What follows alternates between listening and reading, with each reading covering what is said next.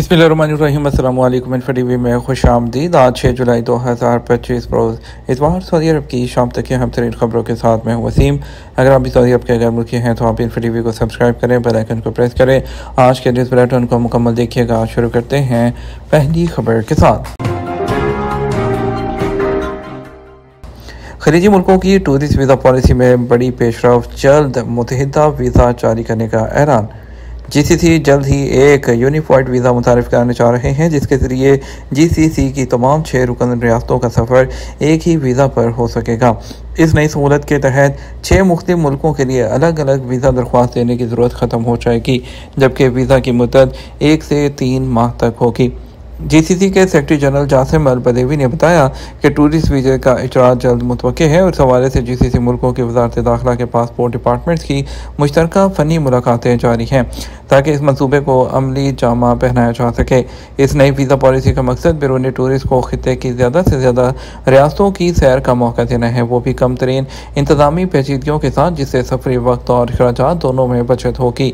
Tourist इस unified वीज़े के लिए ऑनलाइन सिर्फ एक दरख्वास्त के जरिए अप्लाई कर सकेंगे और तमाम 6 खलीजी मुल्कों के टूरिस्ट के लिए जल्द ही चंद मिनटों में वीज़ा हासिल किया जा सकेगा। इसके लिए अलग-अलग वीज़ों की झंझट भी ख़त्म हो जाएगी और पैसों में भी कमी आएगी। इस सहूलत के तहत न सिर्फ वक्त की बचत होगी, बल्कि टूरिस्ट को एक ही एप्लीकेशन और फीस में तमाम मुल्कों की सैर मुमकिन हो सकेगी। यूँ जीसीसी का टूरिस्ट वीज़ा उन लोगों के लिए मौजू इंतखाब होगा जो पूरे खित्ते को दरियाफ्त करना चाहते हैं। टूरिस्ट वीज़े के सरकारी पोर्टल के मुताबिक दरख्वास्त देने वाले को वीज़े के इजरा से पहले ज़रूरी कागजात जमा कराने होंगे, जिनमें मुकम्मल शुदा दरख्वास्त फॉर्म, पासपोर्ट की कॉपी, होटल की बुकिंग, ट्रैवल प्लान और रुकन ममालिक के दरमियान सफ़र की तफसीलात शामिल होंगी। इसके अलावा टूरिस्ट के पास एक्टिव ट्रैवल इंश्योरेंस होना ज़रूरी है, जो कि एमरजेंसी में और वापसी के अखराजात को कवर करे। बैंक स्टेटमेंट होनी चाहिए या दीगर माली डॉक्यूमेंट भी दरकार होगी, ताकि टूरिस्ट की माली हैसियत और अखराजात बर्दाश्त करने की सलाहियत का सबूत मिल सके। और दरख्वास्त देने वाले को वापसी की टिकट या किसी तीसरे मुल्क के लिए रवानगी की टिकट का भी सबूत देना होगा। साथ ही रहाइश का बंदोबस्त भी दिखाना लाजमी होगा। वज़ारत हज और उम्रा ने कहा कि उम्रा जो है सुकून और इखलाक से मुतल्लिक है। सब्र करें, रश और हंगामा आराई से गुरेज करें। वज़ारत हज और उम्रा ने उम्रा अदा करते हुए सुकून और हुस्न सलूक की अहमियत पर जोर देते हुए इस बात पर जोर दिया कि उम्रा महज एक रस्म नहीं, बल्कि ईमान का सफ़र है, जिसमें सुकून, सब्र और दूसरों के एहतराम की ज़रूरत है। और जो आगाही मरकज़ है, उसने अल्लाह के मेहमानों के लिए एक बेदारी का पैगाम भेजा है। वज़ारत ने हाजियों पर जोर दिया कि वो भीड़ और रश से गुरेज करें, दाखिले और बाहर निकलते वक्त सब्र से काम लें, बुज़ुर्गों को तरजीह दें और दूसरों के साथ हुस्न सलूक और एहतराम के साथ पेश आएँ। उनका ये भी कहना था कि उम्रा सब्र और यकीन का सफ़र है। आप भी सुकून को अपनाएं, दूसरों के साथ परहेजगारी के साथ पेश आएँ, ताकि आप भी इत्मीनान और आसानी हासिल कर सकें। वज़ारत ने अपने ऑफिशियल अकाउंट के ज़रिए मस्जिद हरम के अंदर रेगुलेटरी हदायत पर अमल करने और हर किसी की हिफाजत को यकीनी बनाने और उम्रा के रूहानी और नज़रियाती मकसद को हासिल करने के लिए रहनुमाई और मशावरती टीमों के साथ ताउन के लिए भी कहा है।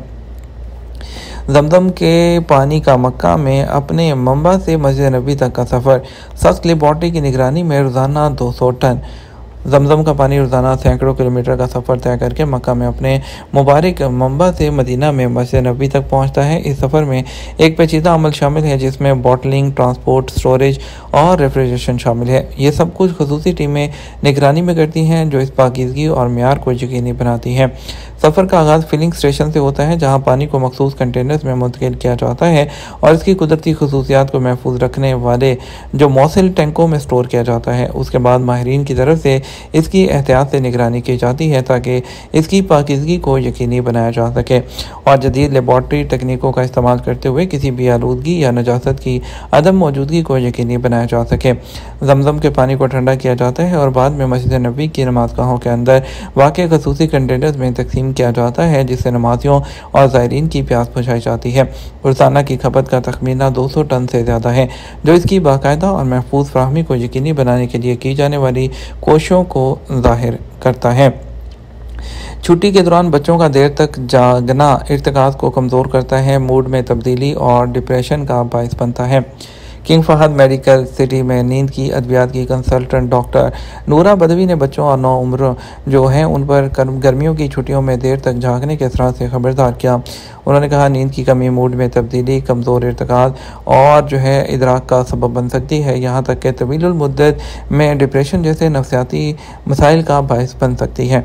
उन्होंने इस बात पर जोर दिया कि मौसम गर्मा के दौरान बच्चों की नींद को मुनज़्ज़म करने की जिम्मेदारी फैमिली पर आती है। इलेक्ट्रॉनिक आलात के इस्तेमाल को महदूद करने, सोने से पहले कैफ़ीन से परहेज़ करने और गहरी बिला तात्तुल नींद के लिए साजगार, पुरसकून और मुनासिब माहौल फराहम करने की अहमियत पर जोर दिया है। अल्बाहा के इलाके 23 दही फॉर्म्स ने अपने मुनफरद सियाहती माहौल की बदौलत सऊदी अरब के अंदर और बाहर से आने वाले टूरिस्ट को अपनी तरफ मुतवज्जह किया है, जो सियाहती मकामात की जदीदियत के साथ साथ देहाती इलाकों के सुकून और सादगी को मिला देता है। अल्बाहा खिता दही फॉर्म्स की तादाद में इजाफा देख रहा है, जो ज़रूरी मसनूआत और सियाहती होटल्स में सरमायाकारी के दरमियान मुतव्वे है। इन फॉर्म्स और उनकी तरक्की में ये दिलचस्पी दही इलाकों को तरक्की देने और ज़रूरी विरसे की सियाहत को फ़ाल करने की कौमी मुहिम से पैदा होती है, क्योंकि ये मुकामी माशत को सहारा देने और गैर रवायती सियाहत के शोबे में सरमायाकारी की हौसला अफजाई के लिए एक अहम नमूना है। ख़ास तौर पर मखसूस ज़रूरी और जुग्राफियाई खसूसियात के हामिल इलाकों में जैसे कि अल-बगा गाड़ी के चलते हुए उतरना एक ख़तरा है, जिसे अवामी तहफ़्फ़ुज़ को ख़तरा है। ट्रैफिक का इंतबाह। जनरल ट्रैफिक डिपार्टमेंट मरूर ने चलती गाड़ियों से बाहर निकलने या उनमें जाने के खतरात के खिलाफ अपनी वार्निंग की तजदीद की है, क्योंकि इस तरह के रवैये से मुसाफिरों और दीगर सड़क इस्तेमाल करने वालों की हिफाजत को बराह रास्त खतरा लाहक है। इंतजामिया ने तस्दीक की कि यह अमल ट्रैफिक की खिलाफ वर्जियों की कैटेगरी में आता है, जिसके संगीन नताइज बरामद हो सकते हैं। इंतजामिया ने वजाहत की चलती गाड़ी से बाहर निकलना या उसमें सवार होना संगीन ट्रैफिक हादसात का बायस बन सकता है और ड्राइवर्स और मुसाफिरों को गाड़ी पर कंट्रोल खोने का सामना करना पड़ सकता है। यह रवैया ट्रैफिक में रुकावट पैदा करता है और ट्रैफिक की भीड़ का सबब बनता है। इसके अलावा ये खिलाफवर्जी है, जिसके खिलाफवर्जी करने वाले पर जुर्माना आयद करना ज़रूरी है। चीन ने पाकिस्तान को इंडियन टारगेट्स की मालूमात दी, इंडियन डिप्टी चीफ का दावा। इंडियन फौज के deputy chief general lieutenant general Rahil Singh ने कहा कि चीन ने गुज़श्ता माह मई में पाकिस्तान के साथ होने वाली जंग के दौरान इस्लामाबाद को भारत के अहम ठिकानों के बारे में लाइव इनपुट्स फराहम की। सिंह ने भारत की फ़िज़ाई दफ़ाई सलाहियतों को फौरी तौर पर बेहतर बनाने की ज़रूरत पर जोर दिया है। जौहरी ताकत के हामिल दोनों मुल्कों के दरमियान 4 दिन तक मिसाइल और ड्रोन्स के हमलों के तबादले के जरिए शदीद लड़ाई हुई थी, जिसे दहाइयों की बदतरीन झड़प करार दिया गया। यह झड़प रवां साल अप्रैल में इंडिया के ज़ेर इंतज़ाम कश्मीर में इंडियन टूरिस्ट पर हमले के बाद शुरू हुई, जिसका इल्ज़ाम भारत ने पाकिस्तान पर आयद किया था। ताहम इस्लामाबाद ने इसमें मुलव्वस होने की तरदीद की है। लेफ्टिनेंट जनरल राहुल सिंह ने नई दिल्ली में एक दफ़ाई सनत से मुतल्लिक तकरीब से खिताब करते हुए कहा कि हमने 2 महाजों पर लड़ाई लड़ी। पाकिस्तान सामने था और उसके साथ चीन था, जो उसे मदद फराहम कर रहा था।